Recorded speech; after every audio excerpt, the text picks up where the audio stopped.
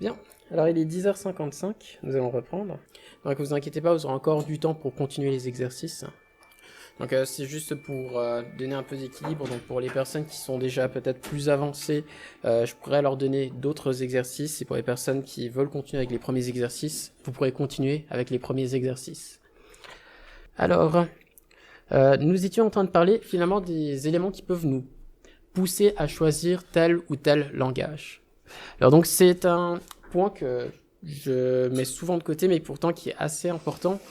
C'est ce qui concerne la communauté. En fait, quand on parle de communauté, en fait, c'est toutes les personnes qui utilisent finalement le même outil que nous. Et dans cette communauté, en fait, l'avantage, c'est que lorsque celle-ci est nombreuse, on a beaucoup plus de chances de tomber sur un grand nombre de contributeurs et des personnes donc qui vont nous permettre de développer pas mal de choses et d'avoir des choses, comment dit-on, déjà préinstallées. Notamment, comme par exemple, lorsque nous parlons de documentation, quand nous avons un langage, en fait, il a déjà sa documentation officielle. Donc, si je vous présente un exemple avec Python, documentation. Donc, d'ailleurs, nous avons Python 3.11. Ah, ça c'est cool. Donc, ils sont bientôt sortis. Mais voilà, donc ici, nous avons la documentation qui est officielle à Python. Donc, ça a été fait par l'équipe qui s'occupe du développement de Python. Donc, vous voyez qu'ils présentent les nouveautés par rapport à leurs changements qu'ils ont fait, parce qu'un langage continue toujours à évoluer. Hein. Donc, ils ajoutent parfois de nouvelles choses pour le rendre beaucoup plus facile d'usage ou pour une orientation particulière. Donc vous voyez qu'ici, il y a des nouvelles, vous pouvez aussi avoir des tutoriels, des références aussi bibliographiques, si vous voulez peut-être acheter un livre pour apprendre le langage, et tout ça. Mais après, il y a aussi les documentations qui sont un petit peu moins officielles, mais qui restent quand même intéressantes. Donc je ne sais pas si vous connaissez FreeW School. Ce qu'il y a de cool avec, d'ailleurs on va prendre Python, ça va être sympa, c'est qu'en fait c'est une plateforme qui est dédiée justement à présenter et à faire apprendre des langages. Ici, dans ce cas-ci, nous avons Python, donc pour les tutoriels Python. Et ce que je trouve assez cool dans ce site, comme par exemple, c'est que vous pouvez en fait essayer les choses qu'ils vous proposent en direct. Je crois que je dois arrêter le plein écran comme ça pour entrer dans celui-là. Faire un plein écran. Et donc ici aussi, vous avez comme par exemple une zone ou un terrain d'entraînement pour essayer les codes qu'ils vous proposent. Ce qu'il y a de super aussi, c'est que vous donne en fait presque une sorte de cursus ou de cours complet. Donc vous pouvez voir comme par exemple il y a le home, intro, comment commencer, les syntaxes de Python, les variables et tout ça. Donc ce qu'il y a de super intéressant, c'est qu'il y a déjà un pléthore de cours qui existent pour un langage donné. Par contre, c'est vrai que cela dépend du langage. En tant que tel, si en revenant ici, donc si le langage n'est pas très connu, hein, donc comme par exemple, je dois vous dire que quand j'ai commencé avec Haskell, qui était un vrai coup de cœur durant cet été, au niveau de la documentation, on n'en trouvait pas vraiment. Donc c'était vraiment un parcours du combattant pour essayer d'apprendre et de maîtriser ce langage, mais tout simplement parce que il est utilisé par très peu de personnes. Bon, et à mon avis, il devrait être utilisé par beaucoup plus de personnes. Autre point intéressant, c'est aussi ce qui concerne les modules et les frameworks. Je ne sais pas si vous connaissez les modules et les frameworks, mais c'est finalement du code qui a déjà été écrit par quelqu'un et qu'on peut en fait ajouter dans notre propre projet. Donc même les frameworks, c'est surtout des sortes d'infrastructures qui sont mises tout autour, qui nous facilitent le développement. Et oui, comme par exemple des langages comme Python ou JavaScript, qui sont des langages assez connus et populaires, vous en trouverez vraiment beaucoup. Pour les langages moins soutenus, vous en trouverez pas non plus. Et donc, si vous vous lancez dans un grand projet, c'est sûr que vous aurez beaucoup plus de peine. Autre élément, c'est aussi, comme par exemple, les questions et réponses, ou les bootcamps, comme je vous ai un petit peu présenté tout à l'heure. Donc, vous trouverez aussi facilement en ligne, parfois gratuitement, parfois de façon payante, aussi des bootcamps qui vous permettront de pouvoir vous mettre à niveau sur le langage. Donc, faut pas vraiment mettre de côté cet aspect-là. La communauté aide beaucoup, surtout lorsque on débute dans un nouveau langage. Donc il y avait aussi une série d'exercices que je voulais vous présenter donc à propos de Code Wars. Donc juste vous présenter un peu ce que c'est Code Wars et ensuite voir un petit peu la mise en place. On n'aura pas énormément de temps pour faire ça, mais je vous montre déjà au moins le site. Donc vous n'avez juste qu'à taper Code Wars. Bon, chez moi c'est déjà là. Donc c'est codewars.com.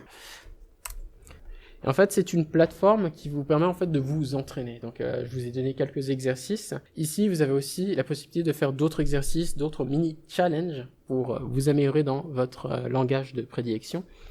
Comme par exemple, vous pouvez aller dans Practice. Bien évidemment, il faut juste s'enregistrer, c'est gratuit. Santé. Et donc, en fait, vous pouvez choisir finalement vos katas, parce que ils appellent ça des katas quand ce sont des défis. Et donc, ils sont répertoriés de façon assez intéressante. Donc, comme par exemple, on peut répertorier par les difficultés. Donc, il y a de 1Q jusqu'à 8Q. Le 8Q, donc, c'est le plus facile. Ensuite, nous pouvons aussi choisir en fait le langage qu'on veut. Donc, quel est le langage on voudrait implémenter. Donc, il y en a tout plein, comme par exemple Agda, C, COBOL, Elixir, etc., etc. Donc, pour nous, comme par exemple, ce qui nous intéresse, c'est Python. Et là, juste à droite, en fait, on répertorie la plupart des exercices.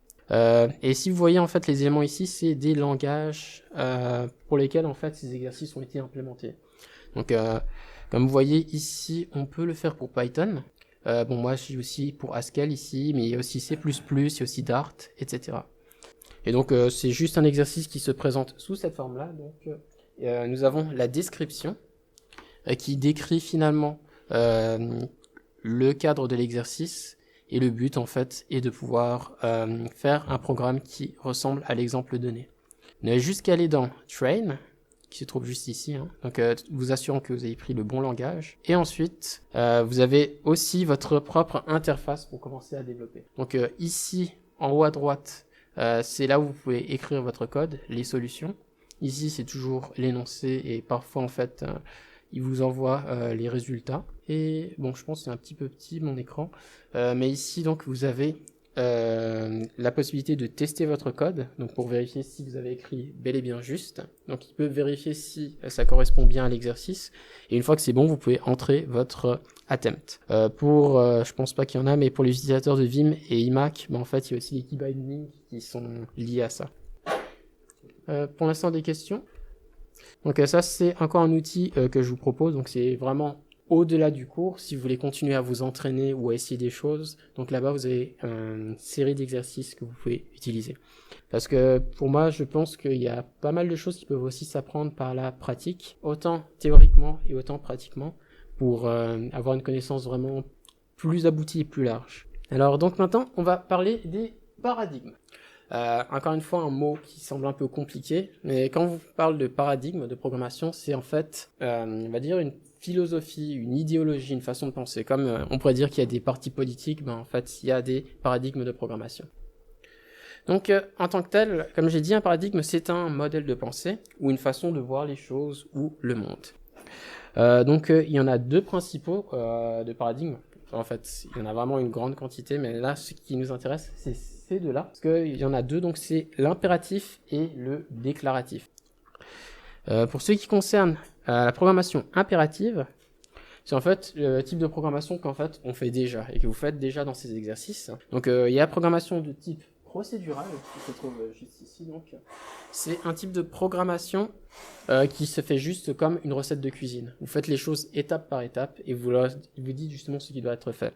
Mais il y a aussi la notion de procédure, c'est pour ça qu'on appelle ça procédural, qui en fait regroupe des blocs de code que vous pouvez appeler à n'importe quel moment.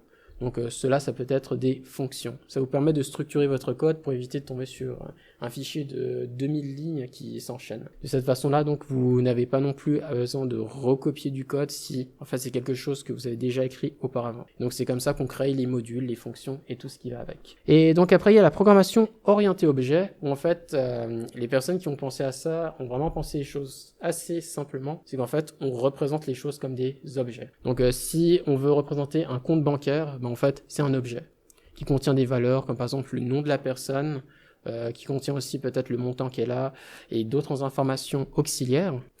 Et avec ça, donc, il y a des fonctions qui sont directement liées à l'objet. Comme ça, en fait, il y a tout qui est dans un paquet qu'on donne à quelqu'un. Donc, c'est aussi une autre façon de subdiviser notre code pour le rendre beaucoup plus efficace. Donc, avec ça, donc, sont liés des exercices, donc les exercices 4, 5 et 6, que vous aurez à disposition. Non, d'ailleurs, je crois que je les ai déjà uploadés, si vous voulez les faire. Donc là, ce sera toujours en Python, donc sur comment faire du procédural, donc en utilisant des fonctions ou en utilisant des objets. Alors, j'avance un petit peu donc pour finir avec le paradigme plutôt déclaratif. Par rapport au procédural, là où on vient vers la machine, on lui dit ouais, fais ça, ça, ça, ça. Ben, le déclaratif, en fait, on lui dit juste je veux ça. Et c'est lui qui se débrouille pour avoir le résultat. Si vous voulez du déclaratif, on pourrait prendre Excel, comme par exemple, c'est-à-dire vous mettez dans une cellule telle formule, je veux tel résultat, et en fait c'est la cellule qui se débrouille elle-même pour faire le résultat, qu'on fasse des updates ou des choses dans le genre. Donc c'est un peu ça le déclaratif. Et dans les sous-genres du déclaratif, nous avons la programmation fonctionnelle et la programmation logique. Fonctionnel, en fait, c'est un peu différent. Donc, procédural, c'est avec des procédures. Objet, c'est avec des objets. Fonctionnel, c'est que avec des fonctions. La première fois que j'avais découvert ça, je me disais, c'est un peu bizarre parce que la plupart des choses, en fait, on les fait avec des fonctions. Ça veut dire que même les if, je crois, ça se fait avec des fonctions. Même les boucles, ça se fait avec des fonctions. Et ouais, je crois qu'il y a encore d'autres trucs qui se font avec des fonctions. Et même quand on va encore plus loin, même les nombres sont des fonctions. C'est assez tiré par les cheveux, mais ça vient justement d'un langage, leur ancêtre, le lambda calculus, mais qui est vraiment quelque chose orienté maths, quoi.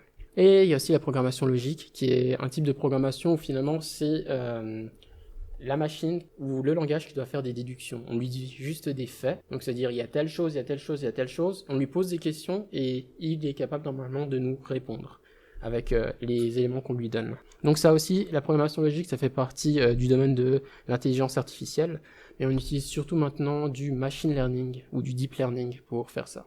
Et avec cela, donc, viennent deux exercices, donc l'exercice 7 et l'exercice 8. Donc pour l'instant, je pense qu'on peut s'arrêter à là pour l'instant, et je vous laisse continuer les exercices. Donc on reprendra dans quelques minutes pour terminer la présentation. Peut-être aussi anecdote, donc quand je parle de paradigme, parce que en fait un langage peut supporter un ou plusieurs paradigmes. Donc dans le cas de Python, il a l'avantage de supporter tout ce que je vous ai dit. Donc si vous avez tout d'un coup envie d'utiliser l'un de ces paradigmes, vous pourrez le faire en Python. Mais il y a certains langages qui n'ont seulement qu'un seul paradigme, ou d'autres qui n'en supportent que deux. Ça dépend.